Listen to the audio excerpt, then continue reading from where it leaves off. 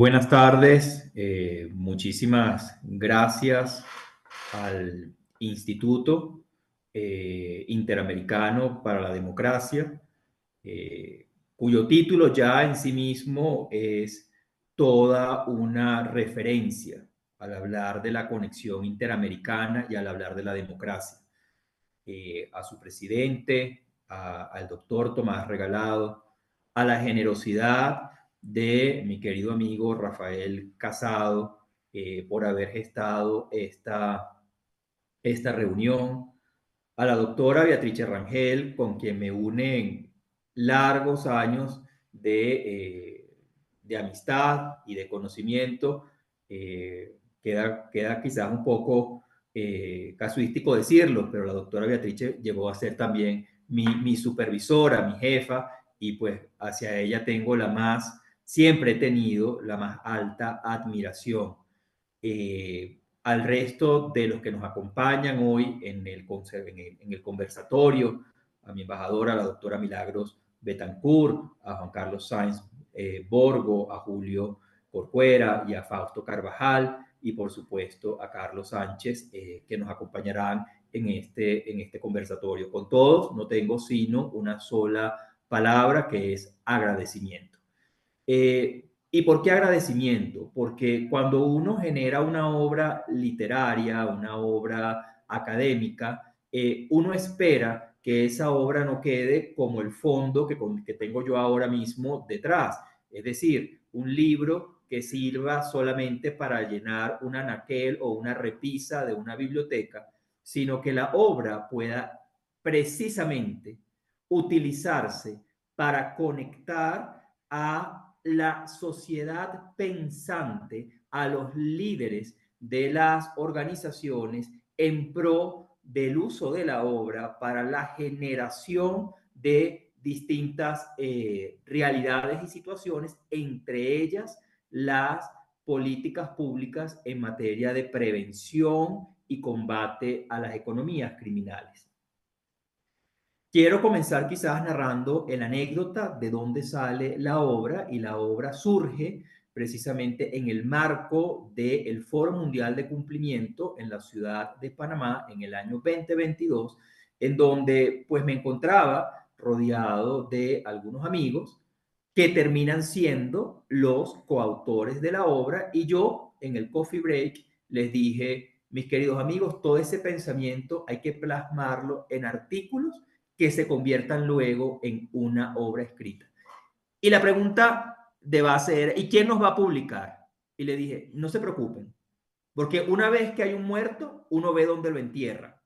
Es decir, propongámonos a escribir y yo me ocupo de quién nos publica este material, porque además ustedes todos son autores muy reconocidos.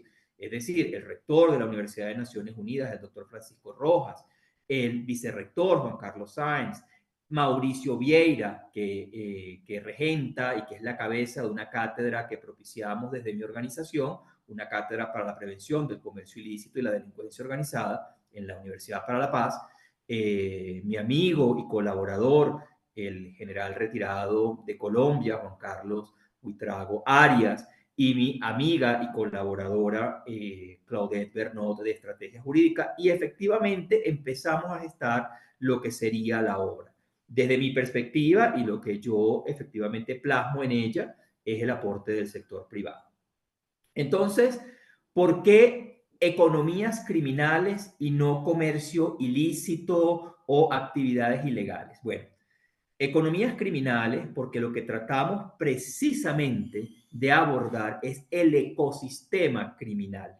Es decir, es ese sistema de la organización criminal que tiene un conjunto de recursos humanos y financieros al beneficio de la actividad criminal, ilegal, ilícita, al margen de la ley, como la quisiéramos, como la queramos llamar. Pero efectivamente se trata de un ecosistema, y por eso el término más omnicomprensivo que pudimos conseguir fue hoy día el de economías criminales. No es un término, digamos, novedoso. Hay otras organizaciones que lo han utilizado, entre ellos la propia Konrad Adenauer, la fundación que justamente es uno de los patrocinantes de esta obra y que en el caso de la Oficina de Perú escribe y plantea un libro con otro enfoque, pero sí bajo el título de Economías Criminales, ¿verdad? Y por ahí iba quizás el primer mensaje concreto que les quiero dejar. Si nosotros como sector que estamos llamados a el respeto de la democracia y el sostenimiento del Estado de Derecho, tenemos que entender que estamos batallando contra un sistema de economía criminal. ¿Por qué enfoques multidimensionales? Bueno, enfoques multidimensionales porque lo que yo quería, y lo logramos, era justamente combinar distintas visiones del fenómeno criminal. Es decir, yo quería la visión académica que la brinda la Universidad para la Paz, yo quería la visión policial, de seguridad, de inteligencia que la brinda nada menos y nada más que el exdirector de la Policía Fiscal y Aduanera de Colombia, país además referente en temas de seguridad por razones que todos conocemos en la región, el general Buitrago, y luego también quería una visión de los gremios internacionales y Claudette precisamente venía de ser la cabeza global del grupo antipiratería de la International Trade Association, de la INTA, y en ese marco yo quería que Claudette plasmara como lo hizo, dime qué hacemos desde el gremio internacional. Y yo lo que hice fue combinar dos temas.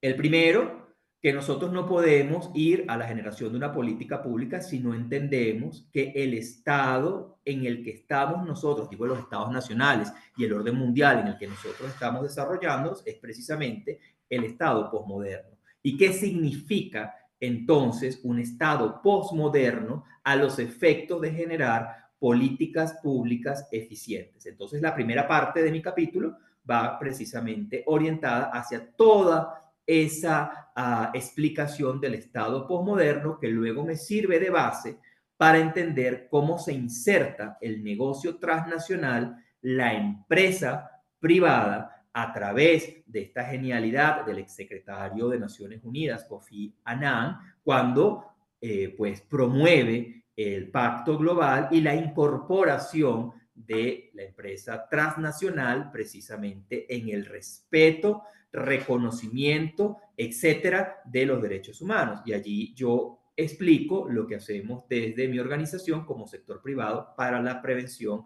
del fenómeno criminal. Esto, Profesor Guerra, un minuto de su intervención.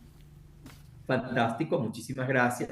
Esto todo nos lleva precisamente a generar un documento que quería que fuese publicado y que nos sirviese, por ejemplo, como de hecho se hizo en la presentación de Costa Rica, acompañado de mesas de trabajo, que en el caso de Costa Rica se genera este papel o este documento que ha servido de base para la reforma que será próximamente en Viena de la Convención de las Naciones Unidas para la Delincuencia Organizada.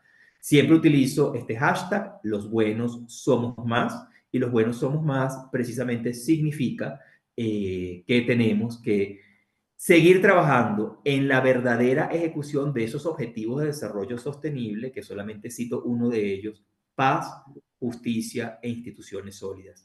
No lo alcanzamos si prevalecen las economías criminales. Muchísimas gracias.